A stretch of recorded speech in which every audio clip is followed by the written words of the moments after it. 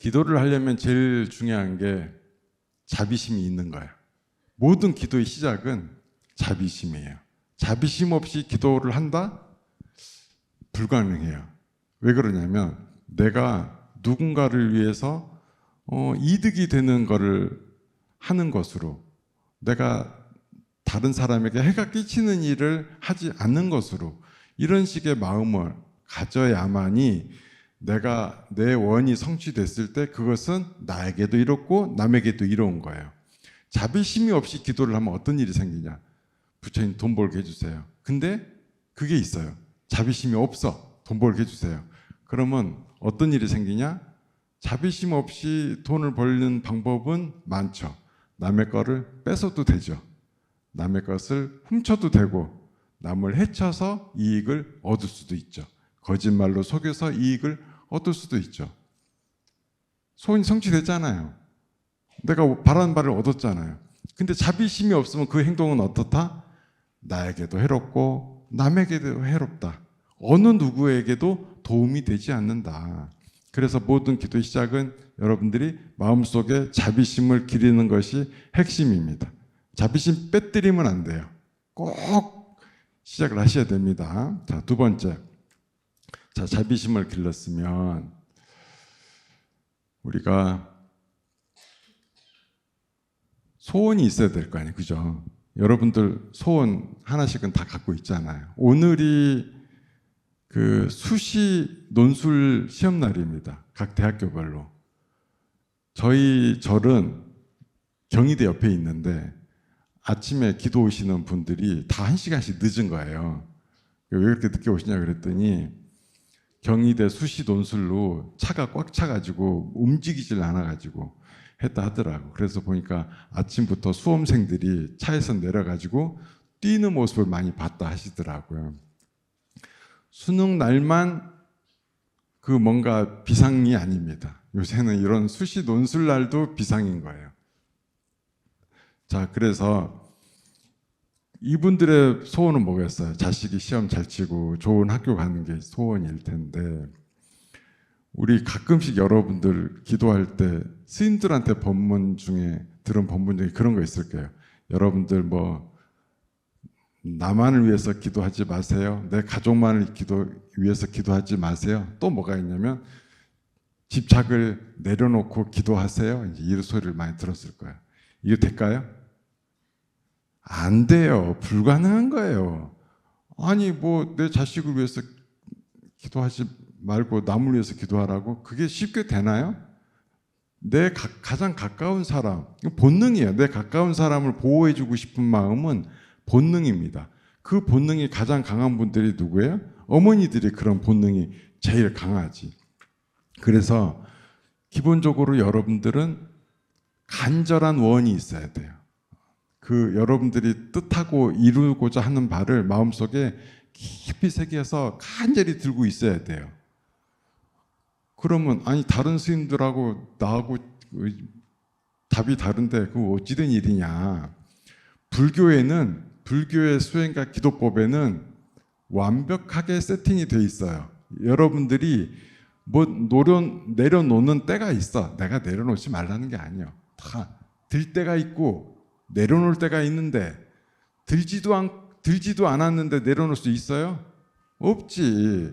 계단을 올라가야 내려오는 것이고, 무언가를 쥐었어야 놓는 것이고, 돈을 벌어야 남한테 줄 수 있는 것이고, 다 이렇게 연결되어 있는 것입니다. 그래서 쥐일 때가 있고 내려놓을 때가 있다. 처음부터 내려놓으면 내려놓을 게 없으니까 뭐 그 기도가 간절해지지가 않아요. 그래서 내려놓는 건 맨 마지막에 내려놓습니다.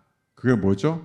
회향이라고 있습니다. 회향. 그 안에 내려놓는 법이 아주 자세히 되어 있기 때문에 회향 때 내려놓으면 되니까 기도 시작할 때는 내려놓지 마세요. 바짝 들고 하세요. 내 자식만 잘 되라 하고 마음 잡수셔도 돼. 왜? 맨 뒤에 회향 속에 두루두루하니 다 잘 되라고 기도가 다 들어있어요. 그러니까 처음 시작할 때는 우리의 시험 잘 보고 우리 신랑 잘 되고 이렇게 마음 먹으셔도 여러분들은 아주 잘하고 계신 겁니다. 내가 이기적인 사람인가? 내가 나만의 이익을 추구하는가? 내가 마음이 좁은가? 그런 생각을 일도 하실 필요가 없습니다. 기도 잘하고 계시는 거예요. 자, 그 다음에 첫 번째 자비심을 길렀고 이제 기도하는 마음을 일으켰잖아요. 그럼 그 다음번에는 뭐겠냐? 자비경을 읽어야 돼요. 자비경. 아니 자비경 말고 과거치불 보경을 읽어야 돼요. 과거치불 보경은 사천왕 중에 다문천왕이라고 있어요. 이분은 신심이 너무, 그러니까 부처님에 대한 신심이 너무 지극해서 부처님 법문을 많이 들으신 분이에요.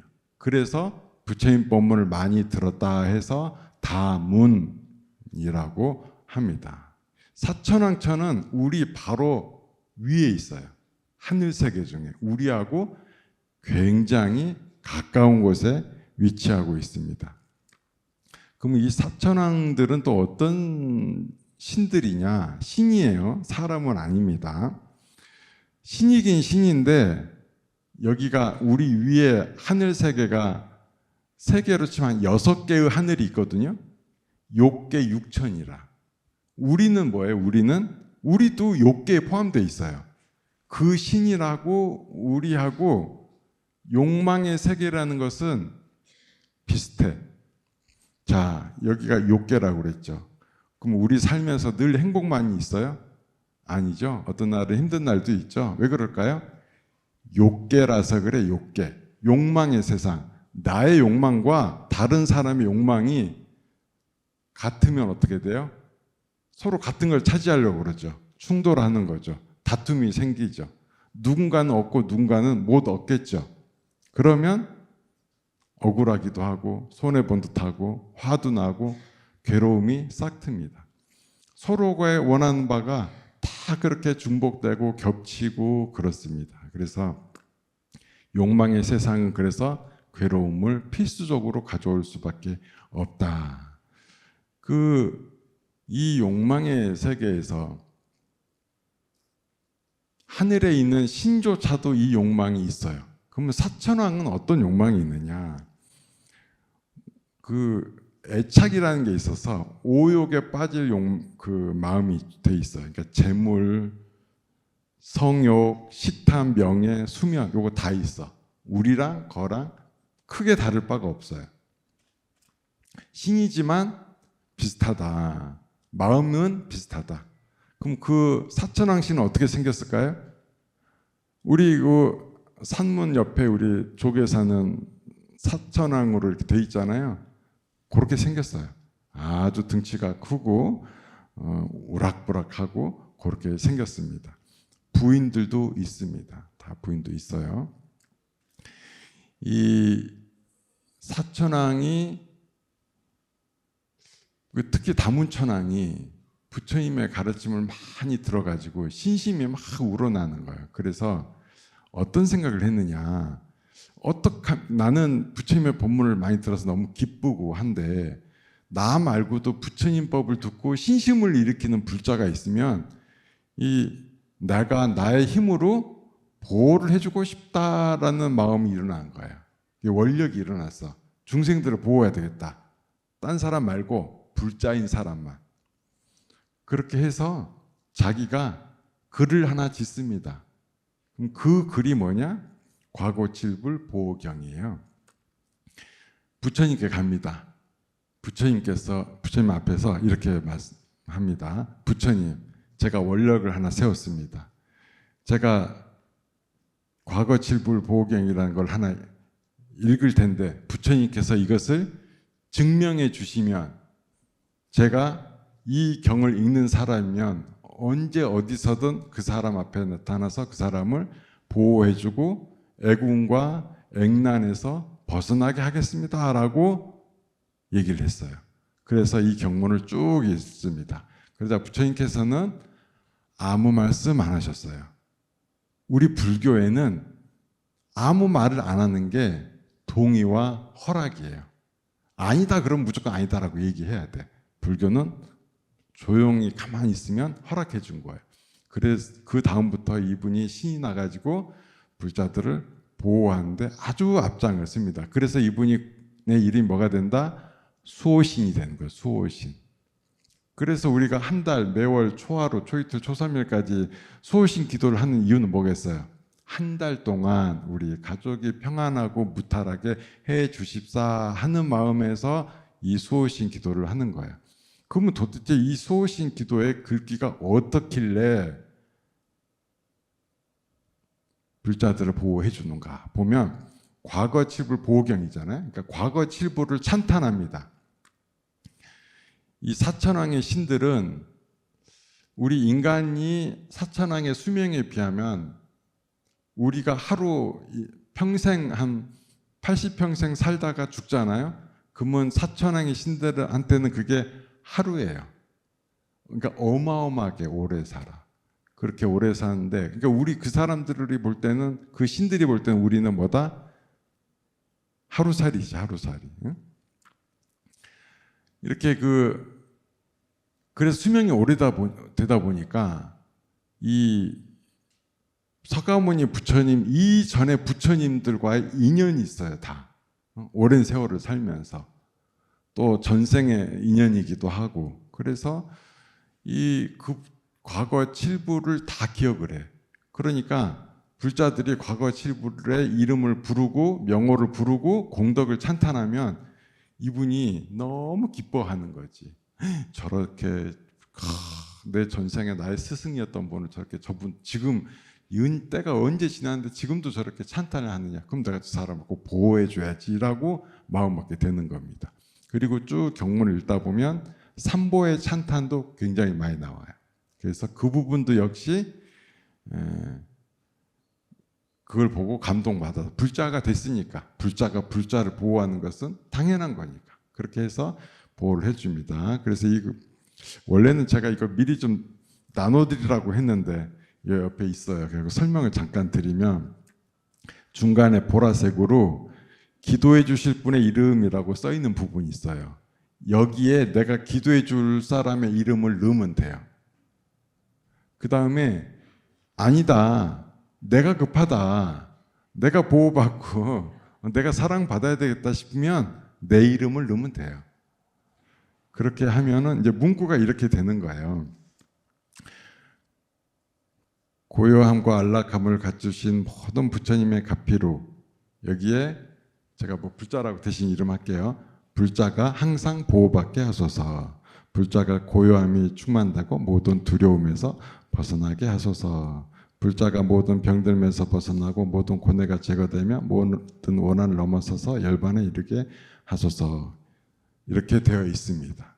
그러니까 보라색 글씨에 여러분들이 기도해주고 싶은 사람 이름을 넣으면 되고요. 제가 이렇게 가볍게 일러드렸더니 그 보호해줄 사람 이름 읽는 이 부분에 김철수, 김말수, 김미숙 뭐 해가지고 한 10대 명을 부르는 거예요. 그거 안 됩니다. 한 번 할 때 한 사람만, 처음부터 끝까지 한 사람만 해주고요. 또 해주고 싶으면 한 번 더 읽으세요. 이거 다 해도 5분도 안 걸려요.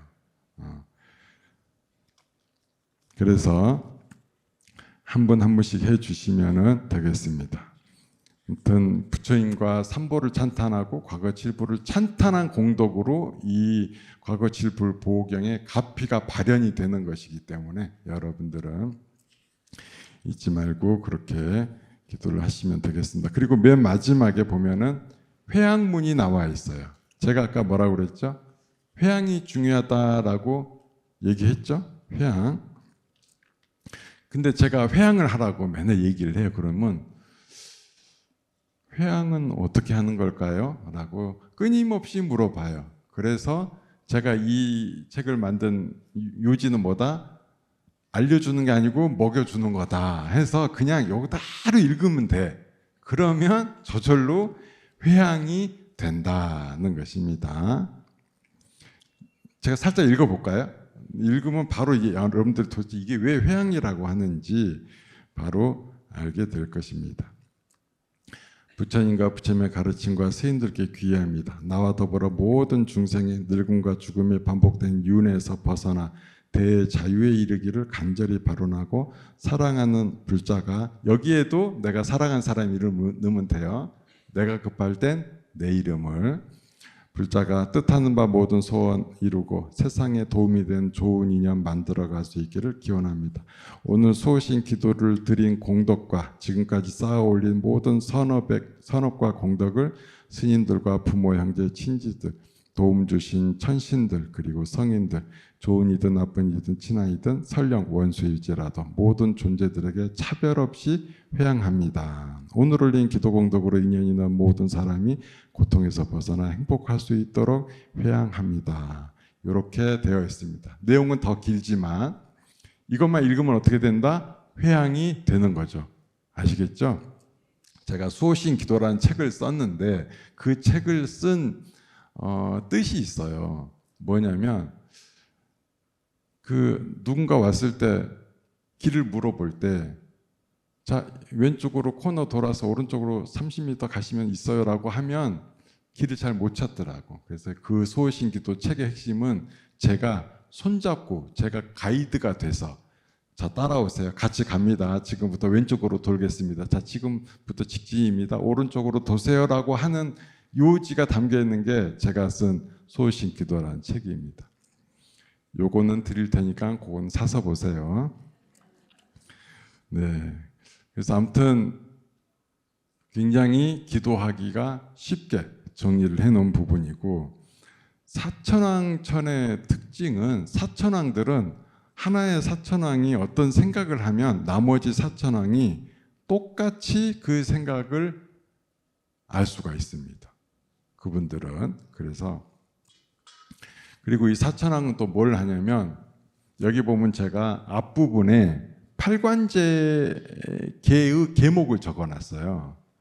이걸 왜 적어놨냐면 사천왕들은 8일, 14일, 15일 이렇게 한 달에 6일을 사자를 보내서 여기를 돌아보게 해.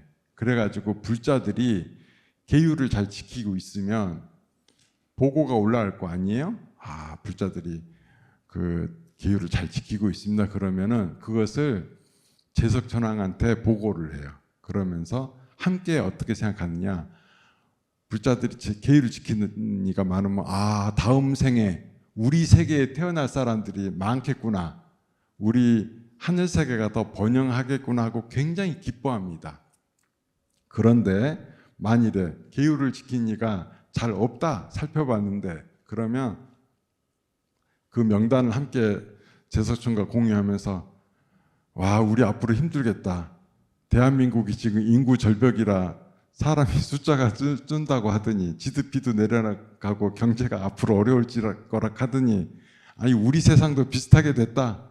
우리 이 세계에 태어날 사람이 적어졌다라고 하면서 굉장히 슬퍼하게 됩니다. 그래서 팔관제계는 한 달에 6일간 지키는 계율이에요. 그래서 그 팔관제계를 좀 지키십사 하고 그 앞에 제가 또 적어놨습니다. 우리 사천왕은 부처님의 어머니인 마야 부인의 태몽에도 나타나요. 여러분들 혹시 부처님 태몽 자세히 들어보셨어요? 그냥 흰 코끼리가 옆구리로 들어갔다까지는 아시겠지만 자세한 내용은 못 들어보셨을 텐데, 마야 부인이 이제 축제가 되게 많은 그런 날 마야 부인은 팔관제계를 지킵니다. 팔관제계를 지키는 어머니에게만 부처님은 태중에 들어갈 수 있어요. 보살은. 그래서 그 어머니 마야 부인이 팔관제계를 지켰기 때문에 그냥 몸을 정갈이하고 있을 때 축제를 마치고 밤에 잠을 잡니다. 그때 꿈속에서 사천왕이 나타나요. 사천왕이 나타나서 침대에 내 귀퉁이를 붙들고 하늘 세상으로 올라갑니다. 하늘 세상에 도착을 했을 때 사천왕의 부인들이 마야 부인을 깨워서 목욕을 시켜줍니다. 하늘의 깨끗한 공덕수로 목욕시키고 하늘 천녀의 옷을 입혀주죠. 입혀준 다음에 그러고 있을 때 그 상아가 6개가 달린 흰 코끼리, 이게 이제 호명보살이거든요. 부처님의 전생 그 도솔천 내원궁에 사실 때 모습이에요. 그래서 그 오른쪽으로 코끼리가 3바퀴를 돕니다. 그리고는 마야 부인의 오른쪽 태중으로 옆구리로 해서 쏙 들어갑니다. 그게 태몽이에요. 그러니까 상하가 6개인 건 뭘 의미하겠어요? 육바라밀을 지키라는 거예요. 육바라밀. 육바라밀이 곧 보살의 상징이거든요. 우리 부자님들도 육바라밀 지키지 않아요? 제일 먼저 절에 오면 뭐 해요? 보시 하시잖아요. 그리고 계율도 잘 지키시잖아요. 그리고 화낼 일 있으면 조금 더 참으시죠? 인욕하고. 그 다음에 좀 전에도 우리 잠깐 동안이라도 선명상 했잖아요. 입정했잖아요. 그런 것들 안에 다 들어 있습니다. 이 태몽 속에도 사천왕이 나타나고 항상 우리 불자들 곁에는 사천왕이 항상 보호를 해주고 계신다는 것입니다. 그리고 육바라밀 같은 경우도 제일 먼저 보시가 굉장히 중요해요. 보시가 있어야 다음 단계로 나아갈 수가 있어요. 보시 없이 다음 단계로 가기가 어렵습니다. 왜냐하면 보시가 곧 뭐예요? 자비예요. 자비심이 있어야 기도가 이루어지고 기도의 성취가 있다고 했잖아요. 그래서 자비심이 없으면 아무것도 안 돼. 보시를 통해서 자비보시를 실천해야만 육바라밀로 갈 수 있는 그 시작의 첫걸음이 되는 것입니다. 그러니까 육바라밀은 각각 하나씩 존재하는 게 아니라 순서도예요. 순서도. 하나씩 밟아가는 그 순서도가 되겠습니다. 자, 그리고 과거 7불은 또 어떤 분들이실까? 과거 7불. 석가모니 부처님 포함해서 7분인 거예요. 그러면 석가모니 부처님 앞에 총 6분이 있게 되는 거죠. 제일 오래되신 분들은 비바시불.